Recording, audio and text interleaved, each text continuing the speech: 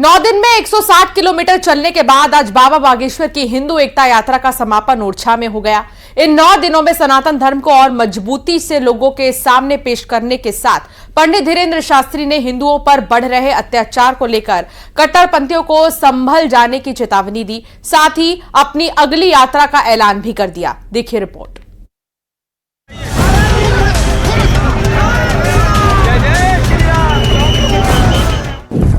बाबा बागेश्वर की दहाड़ यात्रा से हो गया साफ, अब बनेगा हिंदू राष्ट्र, हिंदुओं पर नहीं सहेंगे अत्याचार। बाबा बागेश्वर की पदयात्रा 9 दिन का सफर तय कर अपने अंतिम पड़ाव ओरछा में समाप्त हो गई है। ओरछा में पंडित धीरेन्द्र शास्त्री ने सबसे पहले राजा राम के दर्शन किए। जनता से बात करते हुए धीरेन्द्र शास्त्री ने फिर सनातन एकता की दहाड़ मारी। बाबा बागेश्वर बोले, सभी हिंदू रोज 1 घंटे धर्म के लिए दें, मैं आपको हिंदू राष्ट्र दूंगा। अपनी पूरी यात्रा के दौरान पंडित धीरेन्द्र शास्त्री ने हिंदुओं को एक होने के कई कारण बताए, साथ ही कट्टरपंथियों पर जमकर हमला बोला। बाबा बागेश्वर की यात्रा के दौरान उनको कई बड़े नेताओं के साथ अभिनेता और कई चर्चित लोगों का साथ भी मिला। सबसे पहले सुनिए आज ओरछा में बाबा ने किस तरह हिंदू एकता की हुंकार भरी। हिंदू बहन बेटियों पर अत्याचार किया जाता, अस्मिता उनकी इज्जत को लूटा जाता, उसके लिए अब हम सड़कों पर उतरे रहेंगे। जब तक देश एक नहीं होगा, जब तक हिंदू एक नहीं होगा, जब तक भगवा ध्वज लहराएगा नहीं, जब तक हिंदू जागेगा नहीं पूर्ण रूप से, जब तक हिंदुओं के खून में कट्टर हिंदुत्व का उबाल नहीं होगा, तब तक हम इस देश के लिए आज से अपने आप को समर्पित कर रहे हैं। 9 दिनों में ये कह सकते हैं कि लोग हिंदू अपने महत्व को जानने लगा।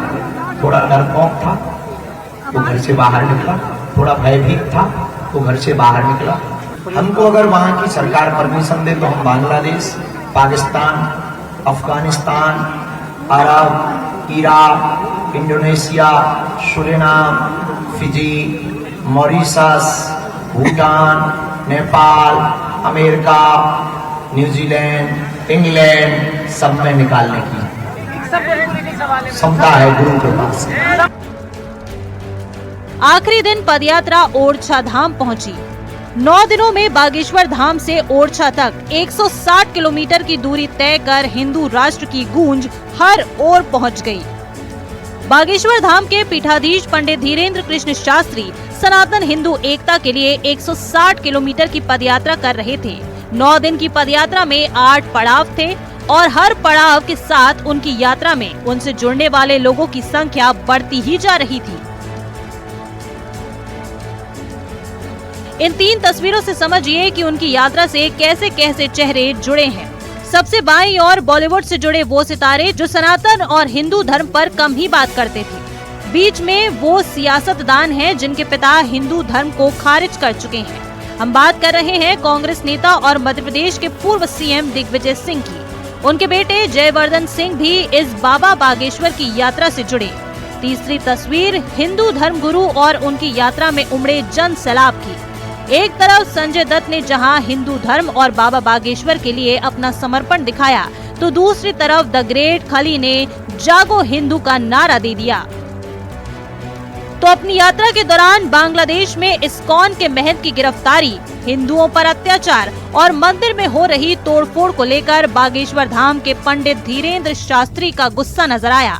उन्होंने न सिर्फ बांग्लादेश के हिंदुओं से जागने की अपील की, बल्कि हिंदुस्तान के हिंदुओं से गजवा ए हिंद के खिलाफ भगवा ए हिंद की लड़ाई का ऐलान भी कर दिया। 9 दिन 160 किलोमीटर की यात्रा समाप्त करते हुए बाबा बागेश्वर ने एक और यात्रा का ऐलान कर दिया। धीरेन्द्र शास्त्री ने जो सनातन एकता की दहाड़ मारी है, अब देखना होगा कि देश पर इसका क्या असर होता है। Bureau report, news 18। अजमेर में दरगाह के हिंदू मंदिर होने के दावे पर दंगल जारी है। इस बीच अंजुमन दरगाह कमेटी और दरगाह दीवान की प्रतिक्रिया सामने आई है, जिसमें उन्होंने दावा किया है कि अजमेर दरगाह के नीचे कोई मंदिर नहीं बल्कि मैदान था। इसी पर एक खास रिपोर्ट आपको दिखाते हैं।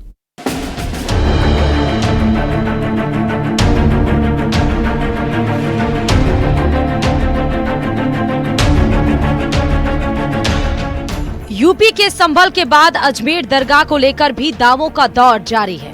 एक और जहां हिंदू पक्ष दरगाह से पहले यहां मंदिर होने का दावा कर रहा है, वहीं दूसरा पक्ष इस बात को नकार रहा है।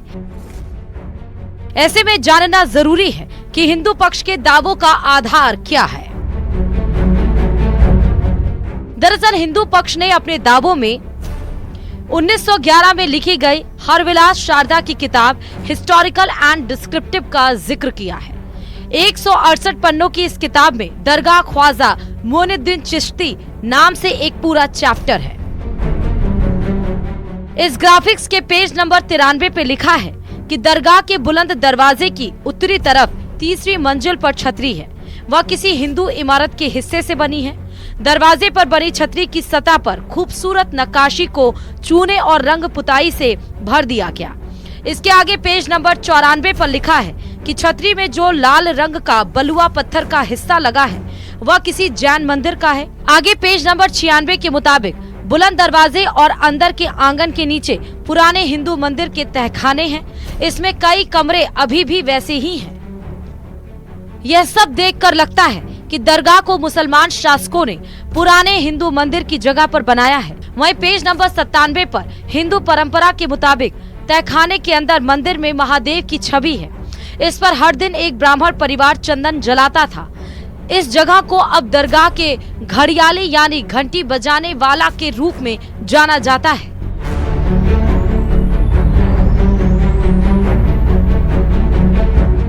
अब इस मामले को लेकर दरगाह दीवान जैनुअल आबेदीन ने प्रेस कॉन्फ्रेंस की, जिसमें उन्होंने दावा किया दरगाह के नीचे कोई मंदिर नहीं था, पहले यहाँ मैदान हुआ करता था। वहीं अंजुमन दरगाह कमेटी सचिव ने कहा कि किसी भी धार्मिक स्थान पर वाद लगा देना ठीक नहीं है। वर्शिप एक्ट हर जगह लागू होना चाहिए। कि उस जमाने में ये सब कच्चा था। जब गरीब नवाज रहमतुल्लाह तशरीफ लाए उस जमाने में ये कच्चा मैदान था, उसके अंदर उनकी कब्र थी। अब साइकोलॉजी पॉइंट ऑफ व्यू से आप खुद अंदाजा लगा सकते हैं कि जहां पर कब्र होगी और वो भी कच्ची, 150 साल तक आपका मज़ार कच्चा रहा, बिल्कुल भी वहां कोई पक्का कंस्ट्रक्शन नहीं था, तो उसके नीचे टेम्पल कहां से आ गया भाई? अगर माहौल सही होगा तो प्लेसेस ऑफ वर्शिप एक्ट 91 को इम्प्लीमेंट करे कोर्ट, जो पार्लियामेंट से इनेक्ट हुआ है, ताकि ये रोज़ की चूहा बिल्ली की लड़ाइयाँ बंद हो। देश का सांप्रदायिक स्वाद खराब हो रहा है और देश की एनर्जी इन चीज़ों में वेस्ट हो रही है, जो कि रोजगार देने में और महंगाई कम करने में और देश को आगे बढ़ाने में होना चाहिए। दरअसल प्लेसेस ऑफ वर्शिप एक्ट 1991 में बनाया गया था, जिसके तहत 15 अगस्त 1947 तक जो धार्मिक स्थल जिस स्वरूप में था उसमें छेड़छाड़ पर रोक लगाई गई है और पूजा स्थलों के धर्मांतरण पर रोक का प्रावधान है।